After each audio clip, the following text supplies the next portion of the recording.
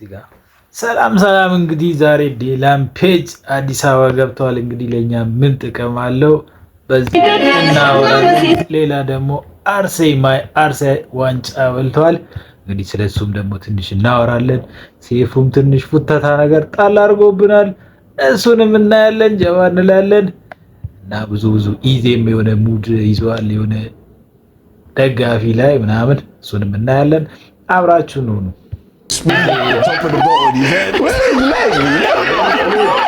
Where's his legs? That might be my display picture for the rest of the year.